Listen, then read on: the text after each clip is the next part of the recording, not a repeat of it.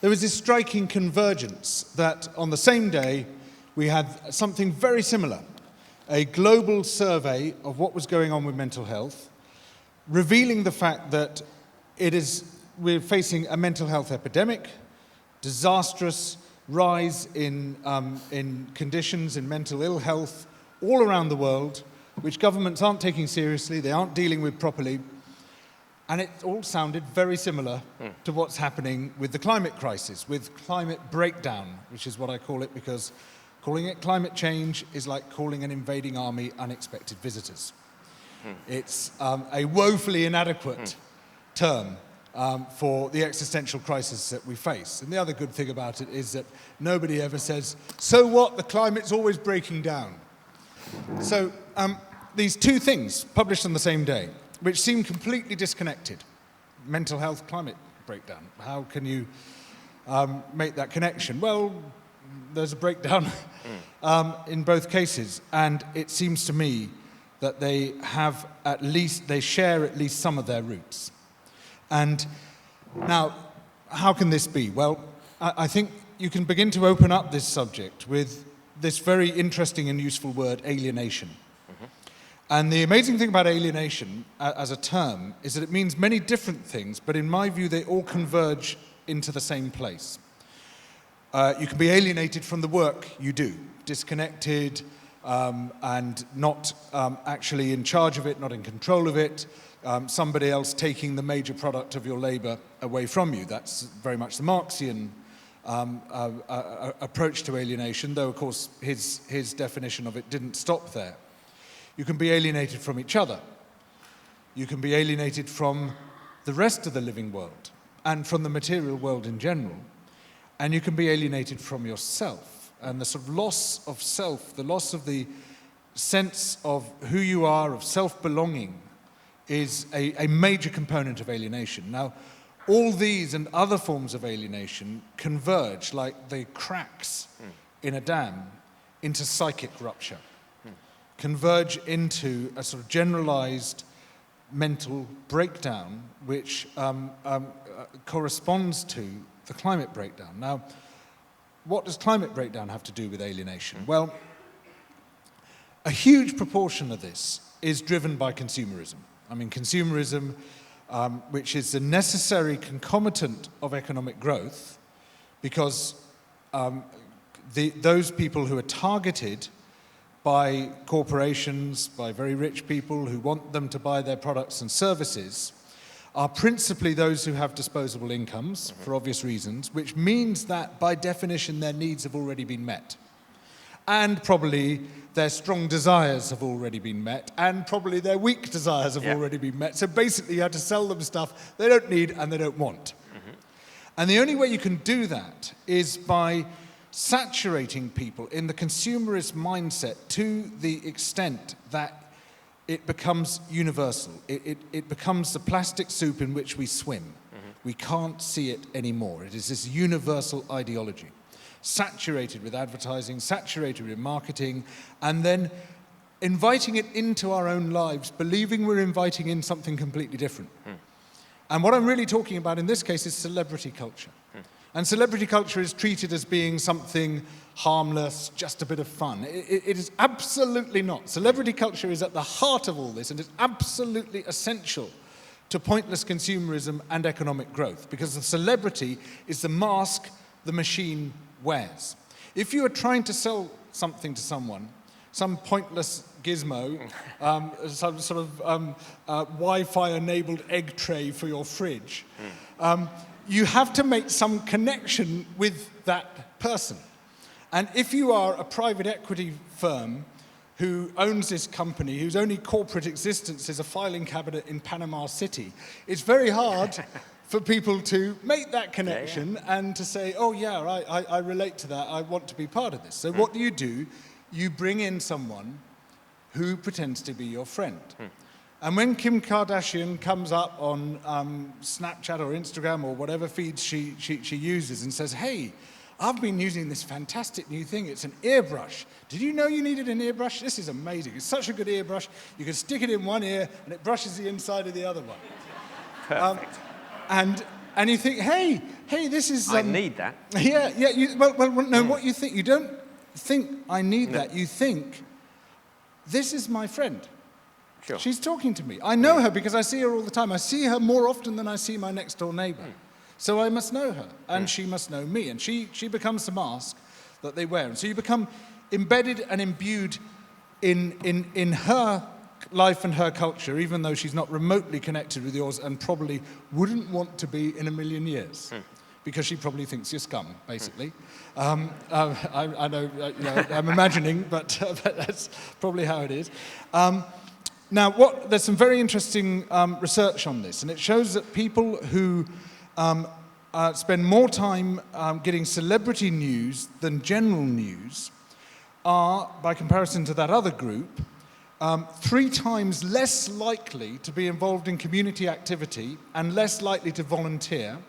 They are also considerably less likely to vote, and most importantly of all, considerably less likely to protest. This is the deadening force which disconnects us, not only from each other and the world and the politics of the world, but also ultimately from ourselves. It shuts us down, it shuts us off. We become these disconnected consumers. And when you consider that the majority of our emissions are actually outsourced emissions, it's about 53%, are actually made on our behalf by other nations and embedded in the products that we then buy from those other nations, particularly China. You see how that alienation, which arises from the need to sell us pointless stuff, which is at the heart of economic growth and is the sort of central project of our time, brokered by celebrity, is actually directly feeds in to climate breakdown as well. We have alienation at the heart of both. We cannot build lasting political change unless community is at the heart of it. And they used to understand this. I mean, the old Labour movement, going back 120 years ago, a fundamental part of that project was building community groups. Groups built around neighbourhoods, groups built around projects, groups built in the workplace, obviously, hobby groups, holiday clubs. They had the Clarion Cycling Club, the Workers' Education Association. All these they saw as absolutely essential if you were to have lasting and meaningful and deep political change. And we have kind of forgotten that. Sure. We kind of imagine that you just need to generate a national movement and then the national movement's going to do everything for you. Obviously, you need the national movement as well, and in fact, you need global movements as well. But so much of what is important is on your doorstep, and we've become shy. We sort of withdraw from that arena, whereas I think in some ways it is the critical one. Now, what makes this particularly interesting, and I don't have to tell you this, of all people, is that there's a science behind this, as we know. There's a science of how to build a participatory culture. Some amazing work done by Tessie Britton and others on behalf of Lambeth Borough Council. They produced this 400-page report looking at how you get people involved in community projects. And they found that there is a sort of stepwise thing, particularly with low threshold, low commitment stuff, like eating together.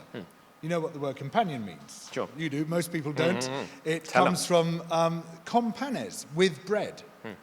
Eating together is a fundamental component of companionship and togetherness. And so very simple things like that. And then you start building it, and you can build it into more complex things. What it does straight away is to connect you with people you might not otherwise have been connected with, people who are outside your immediate social group, because you suddenly find that lots of different kinds of people want to do a similar thing. I think of the Allotment Association that I'm in, where there are people from about 50 different nations, first or second generation immigrants, there, all classes, all ages, and it's a fantastic opportunity to connect with people and see those people as being people like me, because they love doing the same thing. And suddenly, you overcome those more obvious religious barriers or skin color or class or background or place of origin and all the rest of it. Suddenly, those are much less relevant than the fact that we're all doing the same thing in the same place. And so, and so you got that connectedness, and then it seems to me, well, it's not enough to stop there, as you well know. And On the basis of a participatory culture, you build a participatory politics. Flat pack democracy being a great example, Better Reykjavik being a fantastic example too, where basically the entire population plans the city. It's just amazing. And then on the back of that, you build your participatory economics, particularly participatory budgeting of the kind pioneered in Porto Alegre in southern Brazil, but now picked up in many other places as well, which has a transformative, dramatic effect everywhere where it's practiced at scale. And then I feel the next step after that is to start building that totally neglected fourth sector of the economy up, which is the commons. Okay. Now, when we talk about, when we position ourselves politically, we tend to position ourselves along a spectrum between market at one end and state at the other. And if you're on the right, you say, I want more market and less state. And if you're on the left, you say, I want more state and less market. And as a result, we have these sort of polarized slanging matches across that divide. But there's a much more interesting way of engaging with this, which is that there are actually four main pillars of the economy, two of which we completely forget in these debates. There is the market and there is the state, and I believe both are important, have particular roles to play, but they need to be constrained, both of them, quite severely. But then there's the household, the core economy. Without the household, there's no other economy. And because we don't think about the household, we neglect massively the work of women, who are still the core providers within the household. I mean, the major providers within the household. Their work is massively neglected. There's a wonderful book by Catherine Marsal called Who Cooked Adam Smith's Dinner? Right. And it turns out that while the great man was writing The Wealth of Nations, his long-suffering mother, Margaret Douglas, was making his meals and ironing his clothes and making his bed and doing all the things without which he couldn't have written this book. But her hands remained invisible. And so as a result, he wrote this entire book without ever once mentioning the household economy on which everything else is founded, because he couldn't see it. I mean, he was literally writing about the invisible hand while the invisible hand was all around him. But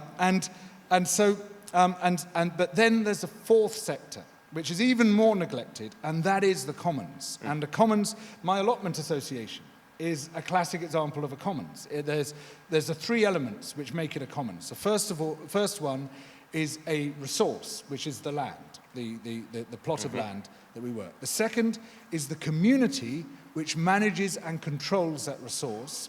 And the third is the rules and negotiations developed by that community for the effective and equitable management of that resource. And either the resource itself, which is the case with the allotments, is divided equally, or the product of the resource is divided equally.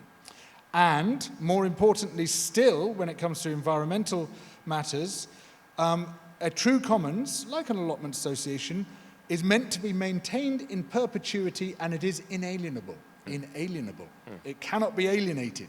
It cannot be sold or given away. And in there you see the roots of both sustainability, because this is something which we want to maintain, that resource, forever. We're not going to flog it off like some hedge fund might do.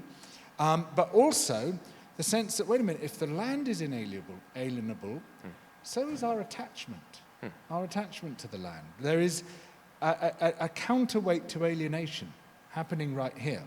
Now, the commons is neither communism nor capitalism. It's something, it exists in its own sphere.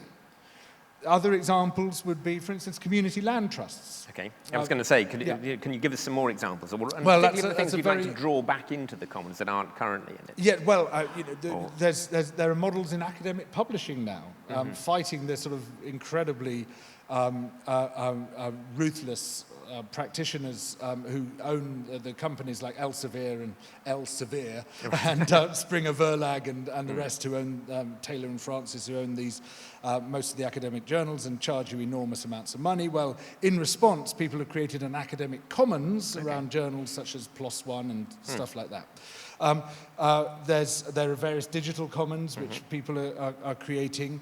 Not all of them exactly meet the definition of a commons, and the best commons are the tangible ones, when it involves a physical resource you could actually see and engage with. And land-based ones are the most obvious ones, but there's water commons, fisheries commons, where you have a cooperative of fishers who exploit and maintain that resource. But the two most obvious and outstanding ones in the UK are the allotment associations and the community land trusts. Okay. And so I feel that that is the obvious next step to start shifting material resources, actual wealth, out of the hands of both the private sector primarily, but also secondarily the state, and into the hands of community control is an absolutely key next step towards this embedded and long-lasting political change that I know we both seek. There's a similar process which can take place at the national level, which is what's been called big organising. And it's very similar because in this case you're creating a political community. And big organising, I mean, it's been done in different ways by different people.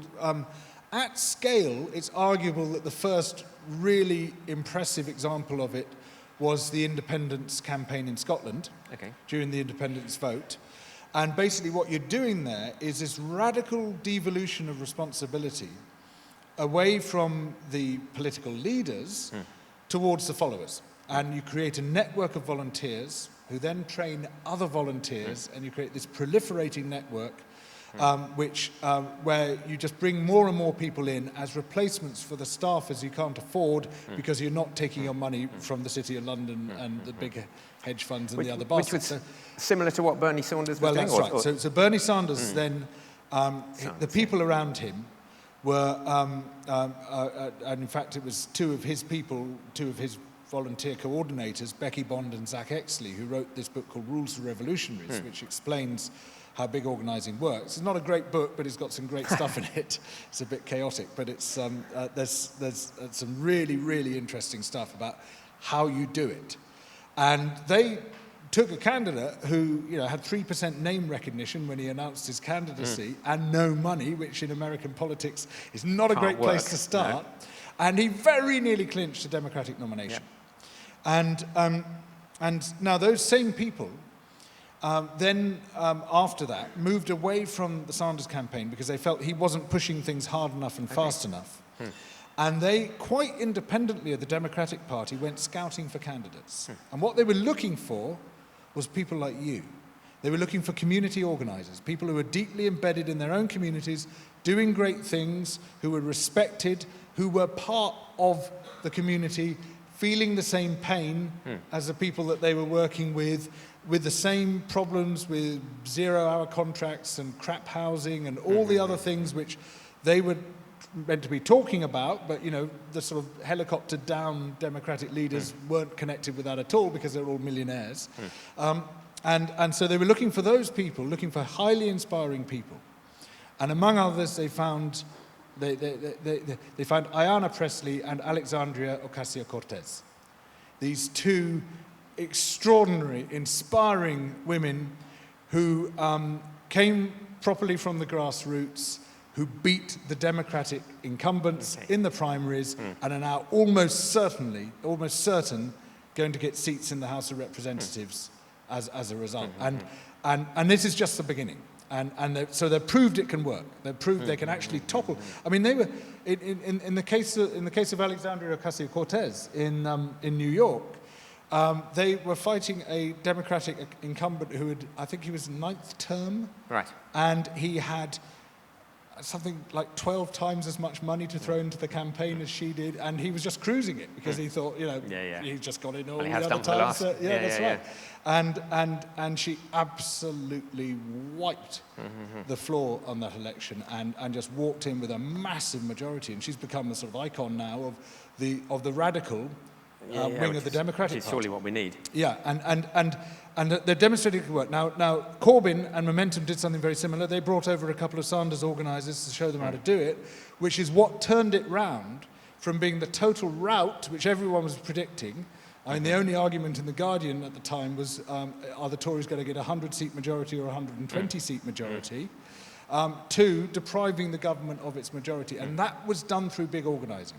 And what it is, it's based on this thing called radical trust, where instead of saying, right, we've got a bunch of experts in the middle who are going to make all the big decisions and do all the big stuff, we're going to farm this out to volunteers, train up a core group of volunteers who will then train the next wave, who will then train the next wave, and they will be the people who connect with everybody else.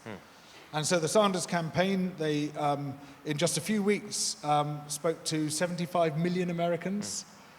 They organised 100,000 events, all done by volunteers. And do you know if there was any sort of listening as well as talking in that? I mean, were they sharing Bernie's ideas, and just as Momentum will be sharing Jeremy's, or was there a sense that there was a flow the other way as well? Well, this is where, I mean, in both those cases, the timeline was too short to do a big sort of participatory democratic process. But this is where the sort of flat pack democracy principles / Better Reykjavik / some of the stuff they're doing in Seoul, very interesting stuff going on in Seoul in South Korea, / Porto Alegre stuff comes in.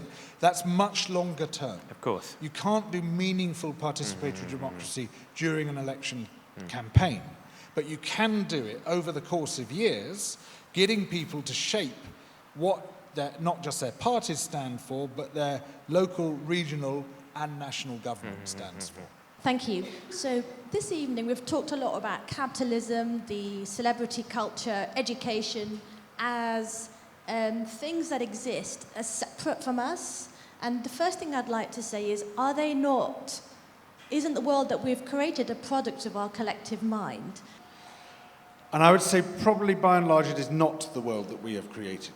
It is a world that has been created by an oligarchy which exercises its greatest power through the media, but through all sorts of other means as well, through corporate structure, through government structure, through through hierarchies of all kinds, various kinds of social hierarchy. And to a very large extent, we have been left out of this process. And our role as citizens is to take back control. Not in the way that Leave UK means it, but to genuinely take back control. And this takes us back to the very beginning of the conversation and the need for a grassroots resurgence, a grassroots renaissance where we co-create our world. We co-produce our world. And we do so by developing community where community is lacking, developing communion where communion is lacking, developing connection where connection is lacking, expressing our full potential as empathetic, altruistic, engaged and community-minded human beings. And we are wild outliers as far as animal species are concerned by having all that in spades, more than any other animal species has, but, and this is a measure of the extent to which we have not created this world, it has been suppressed. Because despite the fact that we are such an altruistic and empathetic species, we allow psychopaths to govern us. And that is what needs to change. We have to govern ourselves, and we do it from the bottom up. Thank you. Thank you.